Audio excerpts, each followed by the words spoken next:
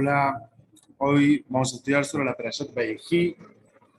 Nos cuenta la diferencia entre Yehudá y Yosef, una perspectiva que cada uno tenía sobre el judaísmo.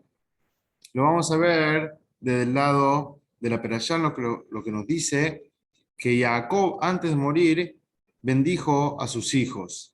Llamó a sus hijos y los reunió y les dijo: reúnanse, diré lo que sucederá al final de los días. Al final, él quería darle una profecía de cuándo iba a venir el Mashiach, pero Dios no se lo permitió. Y Jacob continuó bendiciendo a cada uno de sus hijos, dirigiéndose a cada uno de ellos, describiendo el carácter, las fortalezas y el destino de cada uno de sus hijos. Vamos a ver qué bendición y qué es lo que le dice Jacob a su hijo, a su amado hijo, a Yosef, a quien era el virrey de Egipto. La Torá nos cita y dice: Ben porat Yosef, ben porat aleaim, benot tzadá leishur, bimareru, verabu, beishtemu balejitzim. Un hijo encantador es Yosef, un hijo encantador a la vista. Las mujeres se acercaron a verlo, le amargaron la vida y se pelearon con él. Los arqueros lo despreciaban. Esas son las palabras del padre de Jacob a su hijo, a Yosef, antes de morir. Yosef es muy encantador, Yosef es muy lindo, las mujeres se peleaban por verlo a él, y termina diciendo: le amargaron la vida. Bueno, los hermanos lo vendieron como esclavo, sufrió mucho al principio, y los arqueros lo despreciaban. Hay varias cosas que hay que entender acá. Rashi, el principal comentarista de la Torá, nos dice: ¿qué quiere decir que las mujeres lo veían? Su encanto atrae la mirada que lo contemplan mujeres de Egipto, y las mujeres caminaban por los muros para contemplar su belleza. Se subían a las terrazas, se subían a los muros de la ciudad para verlo a Yosef. De las mujeres, cada uno se dirigió a un lugar desde el que pudo verlo, vislumbrarlo a Yosef. Ahora, ¿cuál es el significado de que Jacob, antes de morir, habla de la belleza de Yosef? ¿Desde cuándo la belleza exterior, la belleza física, es algo importante e importante para que su padre, antes de morir, se lo destaque a Yosef? Ah, mirá, Yosef, sos muy bello. Las mujeres se pelean por verte. ¿Y qué es lo que nos quiere decir con esto? ¿Algún mensaje nos quiere transmitir? ¿Por qué es tan relevante ello? ¿Qué quiere decir el hecho de que subían a las murallas para mirarlos desde ahí? Para poder responder a esta pregunta, vamos a ver algo magnífico que aparentemente no tiene nada que ver, pero después lo vamos a relacionar. Cuando hablamos de murallas, ¿qué alajot, qué leyes nos cuenta la Torá en relación a las murallas?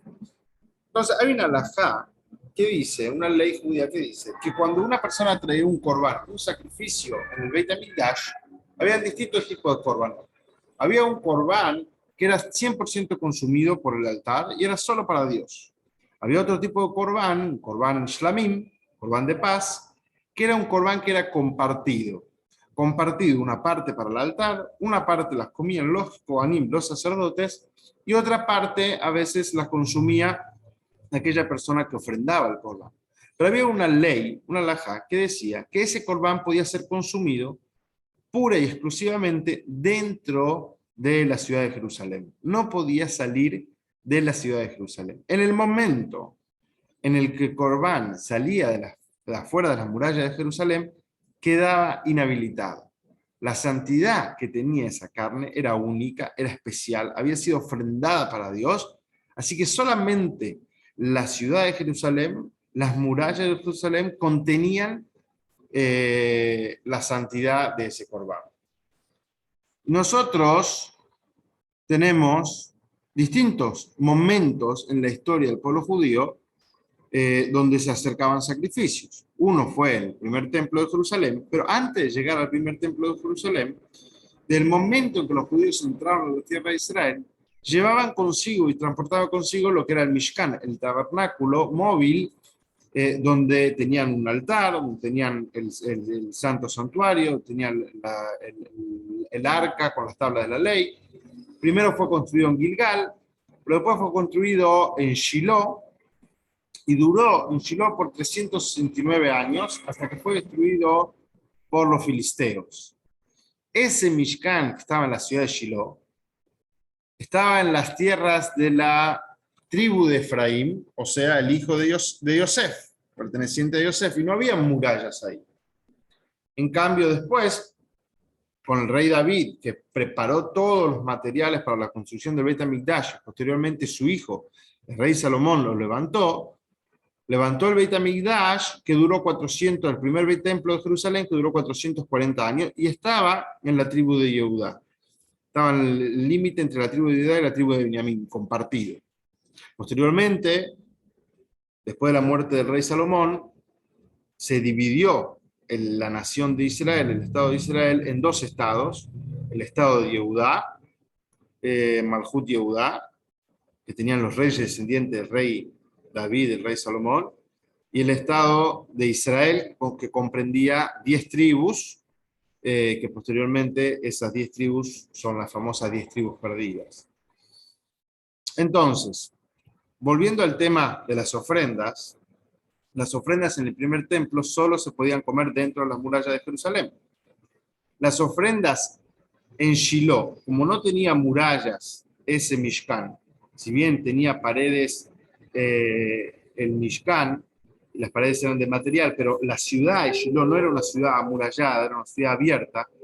Entonces la condición era que se podía comer de las ofrendas, de los sacrificios, siempre y cuando se podía ver el Mishkan a lo lejos. O sea, yo subía a una montaña, desde ahí podía ver el Mishkan, entonces podía comer todo de ahí. Cuando tu ojo ya no alcanzaba a ver el Mishkan de Shiloh, entonces ya no podías comer de las ofrendas y quedaba inhabilitada, y esa ofrenda había que quemarla, no se podía consumir.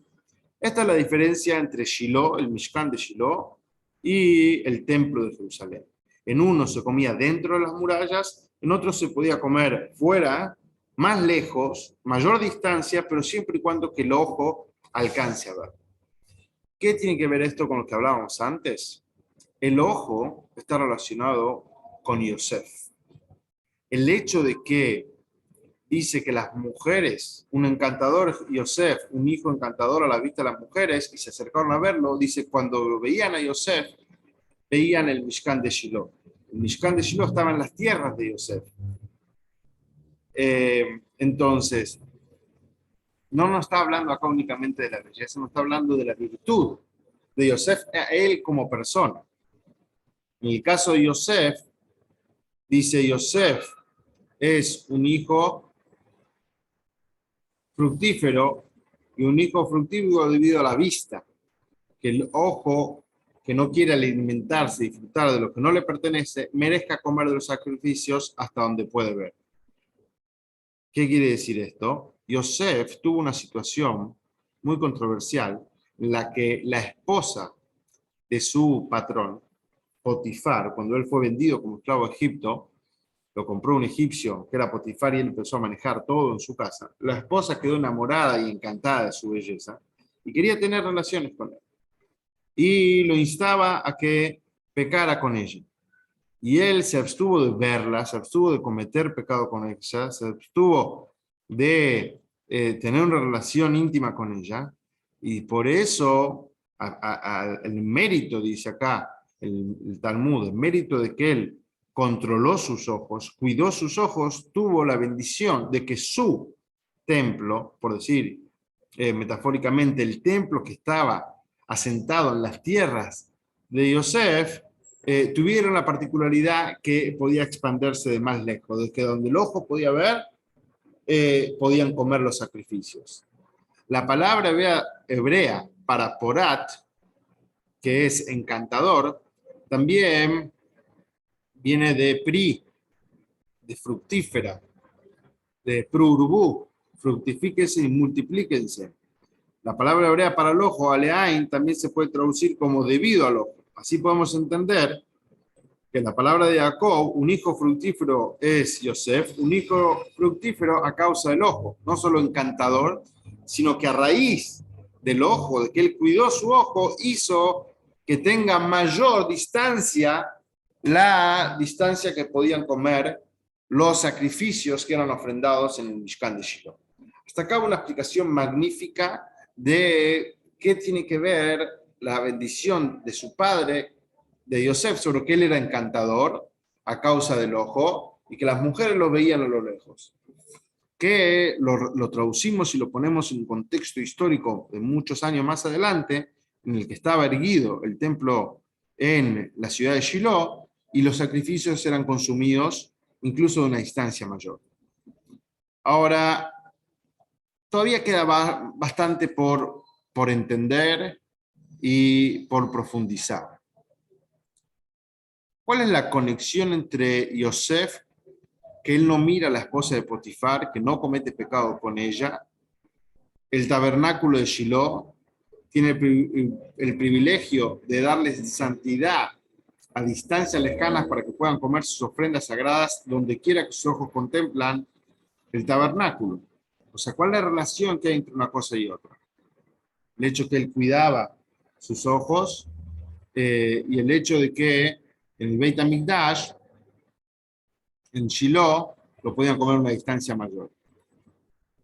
La respuesta está en la siguiente parte de la bendición de su padre, Jacob, a Yosef.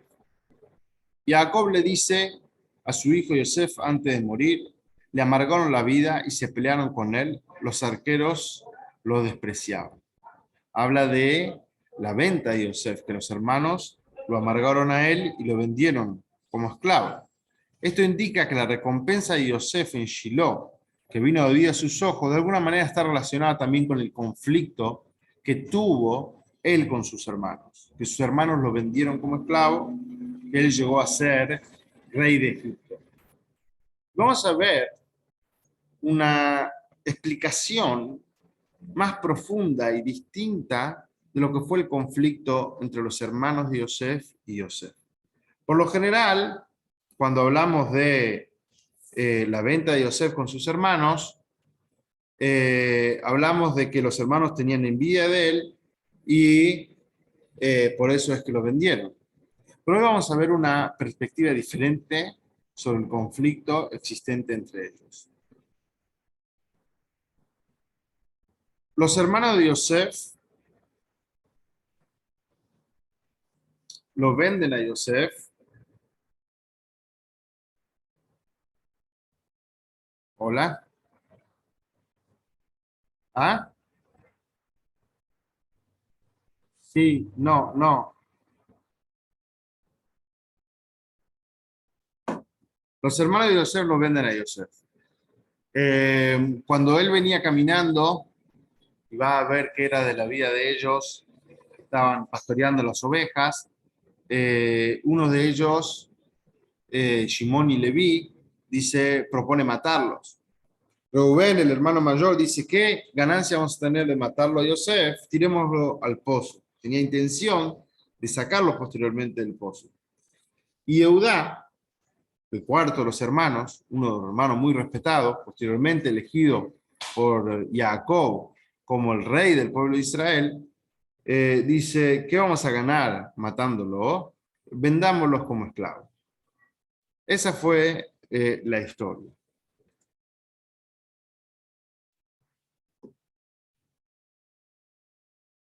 Entonces Judá vendió a Yosef como esclavo y él dijo: ¿qué provecho hay si matamos a nuestro hermano?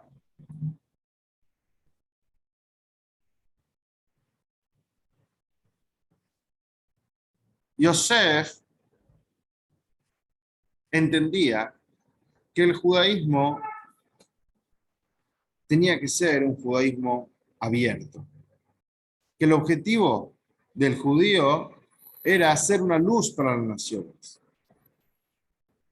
Él entendía que una persona podía vivir como judío, pero también estar involucrado dentro de la sociedad, en el mundo que lo rodea, y no tener que apartarse, aislarse del mundo.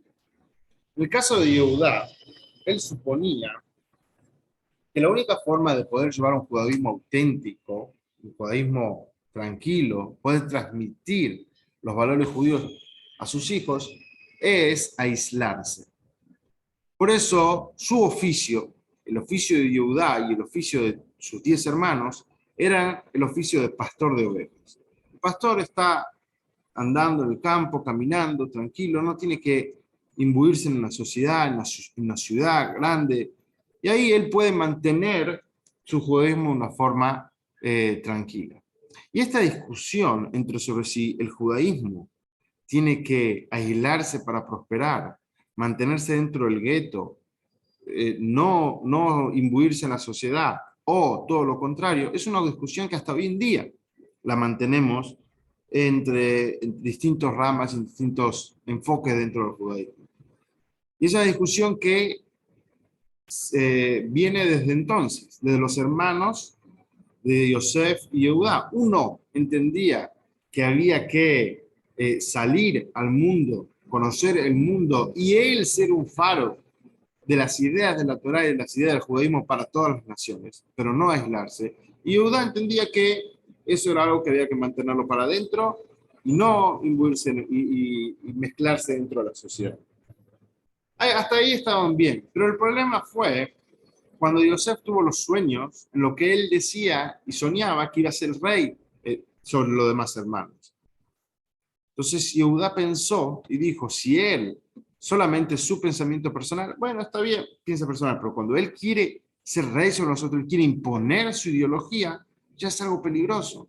¿Qué va a pasar en el judaísmo si Yosef es rey, si él gobierna, si él manda, y él va a imponer su ideología de que el judaísmo tiene que ser algo abierto? Corre peligro todo el judaísmo. Para Yehudá era algo trágico. Entonces él dijo, ¿qué provecho hay si matamos a nuestro hermano? El verdadero peligro no es Yosef, sino su escuela de pensamiento, lo que él propone para el judaísmo. Incluso si lo matamos, su ideología va a permanecerá. En cambio, comentó Yehudá, pongamos a prueba sus teorías. Venderemos a Yosef a los gentiles. ¿Cómo? Y vamos a ver cómo experimentará la asimilación de primera mano. Ciertamente cambiará su punto de vista. O sea, el hecho de que él propone venderlos como esclavos es para ver si verdaderamente Yosef se va a poder arreglar en una sociedad totalmente gentil, una sociedad totalmente extraña a donde él vivía, fuera del gueto, fuera de la familia, fuera del pastor de ovejas, junto con Jacob, con su familia cercana. Vos argumentás, vos decís que la manera de vivir el judaísmo es hacia afuera, poder llevarlo también y mezclarse dentro de las otras naciones y también ahí vivir como judío y ser un faro para ellos, bueno, anda, ahí te doy la oportunidad, te vendo como esclavo. Esa fue la propuesta de Yehudá. Es una forma totalmente diferente de ver el conflicto que hubo entre Yosef y Yehudá, y transformarlo a esto también a algo comunitario y algo de cómo se proponían crear la simiente, el judaísmo desde el inicio, los hijos de Jacob, parte de las 12 tribus.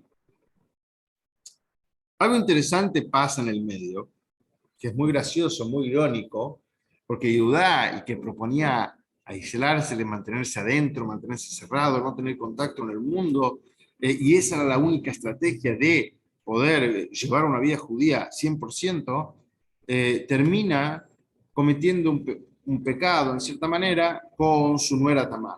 Lo que sucedió fue que Tamar, Judá enviudó, y Judá casó a sus hijos con una mujer llamada Tamar. Y los hijos que se casó, el primer hijo de Judá que se casó con Tamar, murió sin tener hijos. Entonces, su segundo hijo se casó con Tamar y también murió sin tener hijos. Y Judá tenía un tercer hijo, pero ya no se lo quiso dar porque dijo, bueno, Telleta, seguramente algo raro hay acá. Y Tamar sabía que en algún momento él iba a tener descendencia de Judá. Cuando Judá fue a esquilar las ovejas al campo, Judá se vistió como una prostituta, como una ramera. Judá la ve y aceptó estar con ella. Y de esa relación tuvieron mellizos, que es muy interesante porque de ahí sale uno de los hijos es Pérez y de ahí sale el Mashiach. Pero esa relación tuvieron mellizos y Judá reconoció posteriormente que esos hijos eran de él.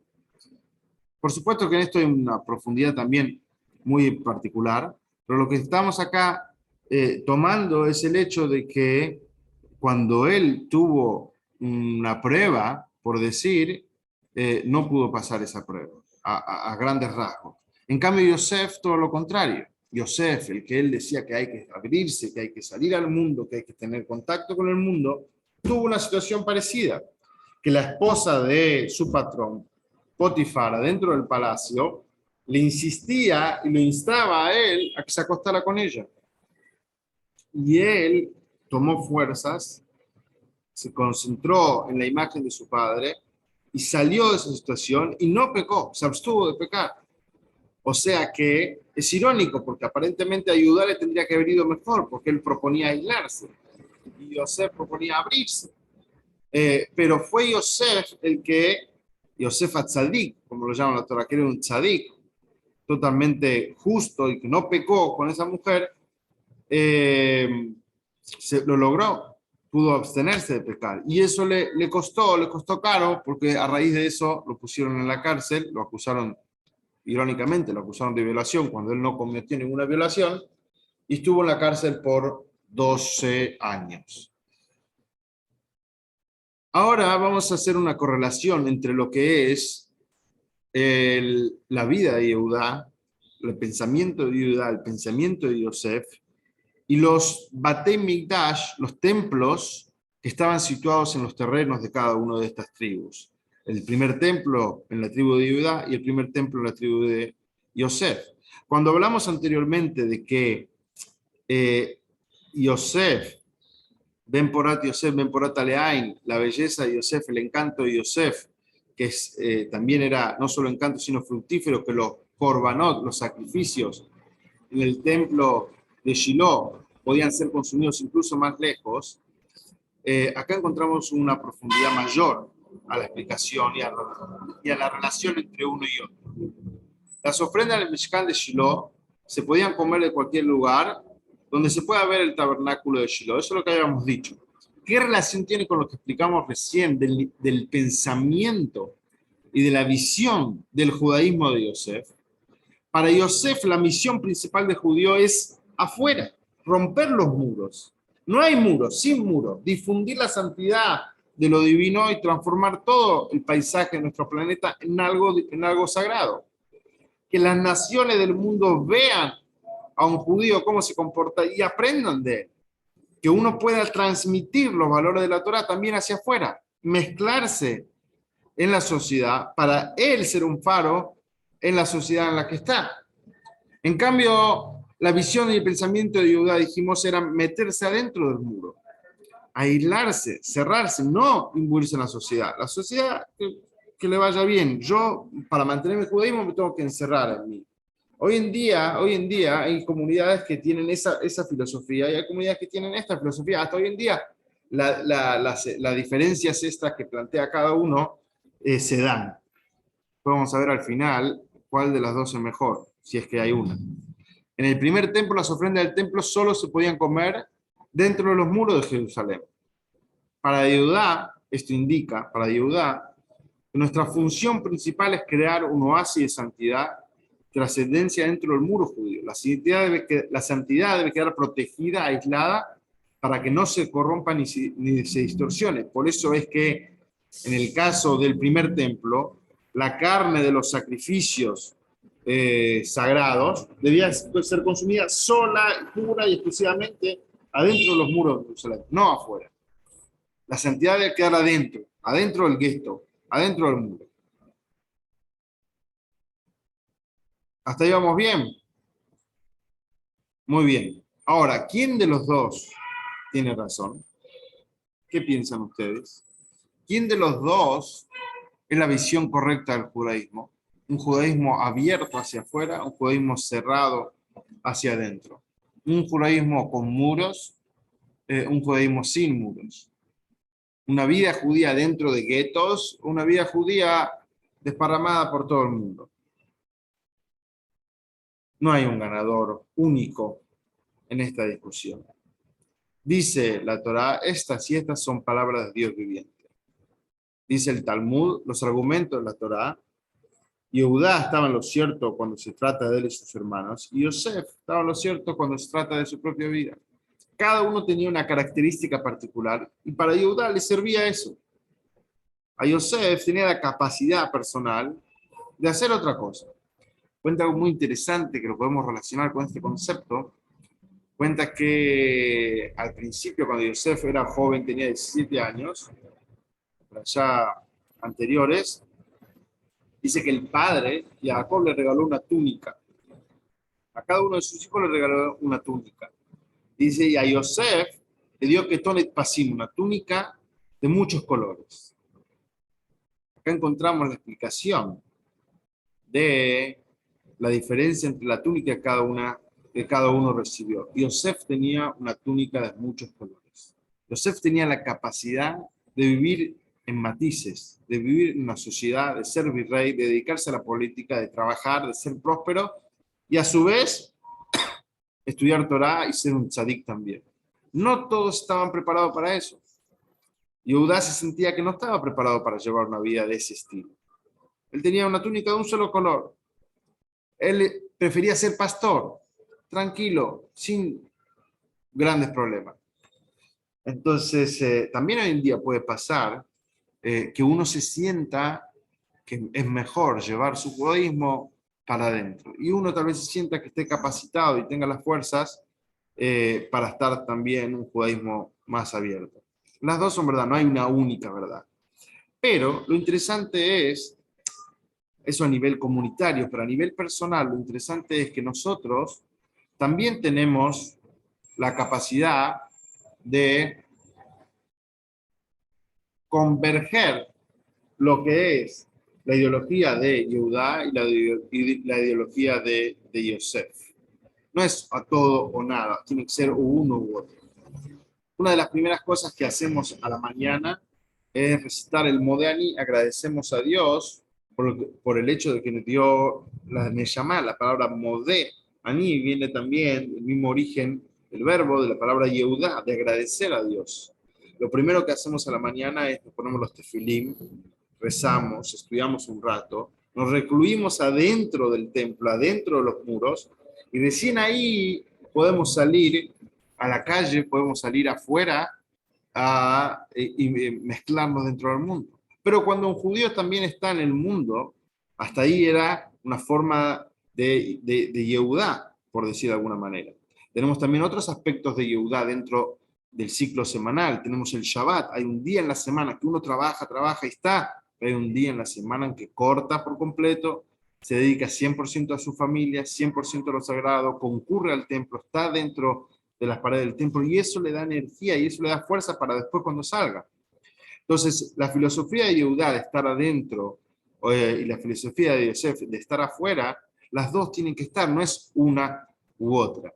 En el caso de Yosef, Yosef dice, yo soy el rey de Egipto, y él era el rey de Egipto, y era una persona exitosa, y él le daba de comer a su familia, y no solo a su familia, sino a todo Egipto le proveía alimento. Y esa es la forma de ver él. Un judío tiene que proveer, tiene que dar también hacia afuera, ser él un ejemplo para afuera. Entonces también es una enseñanza para nosotros. Cuando hablamos de un judío trabajando en la calle, en la universidad, en los comercios, o donde fuera que está en su entorno, tiene que ser él una luz para las naciones. La gente lo tiene que ver y decir, así se comportan todos los judíos, así se tienen que comportar todos los judíos, una persona digna, una persona recta, una persona coherente, una persona amable. Entonces, cuando lo ven a él, tienen que ver que esto es la Torá. Él tiene que ser un ejemplo vivo de lo que es el judaísmo y enseñar y transmitir esos conceptos y esos valores que aprendemos adentro, transmitirlos también afuera. Entonces, no es uno u otro, son ambos. Y lo interesante es que cuando venga el Mashiach, dice, Pros Station Jerusalén, la muralla de Jerusalén, van a ser ampliadas, van a ser derribadas. El mundo entero va a ver, como Yosef planteaba, va a ver el hecho de que tenemos algo para dar, va a reconocer a Dios como Dios del mundo, va a ver en la Torá un valor único para llevar adelante sus vidas. En la era del Mashiach todos van a reconocer a Dios y todos van a a apoyar y a contemplar la visión, la visión de la Torá. Entonces, esto es un análisis de la Parashá del Vayikhi, y aprendemos que hay distintas formas de plantear de cómo llevar adelante el judaísmo, una para adentro, una para afuera, y concluimos de que tanto la visión de Yosef como la visión de Yehudá, las dos son válidas. A algunos les puede servir más una, otro les puede servir más la otra, eh, y o también hay que hacer un poquito las dos, no es o una u otra. Un poco para adentro, un poco para la familia, un poco para proteger, cuidar a nuestros hijos de lo que tienen acceso en el mundo de afuera, pero no recluirlos al punto tal de que no tengan nada de contacto y que no sepan de qué es lo que pasa con el mundo. Que estén preparados, lo suficiente cargados con energía, con santidad, con vida judía, para cuando salgan al mundo, ellos iluminen el mundo, ellos sean quienes influencian y que pueden dar en el mundo y no sean influenciados por el mundo. Esto es un poco una enseñanza de la Perashá. Espero que les haya gustado y que tengan un Shabbat Shalom Mubarak.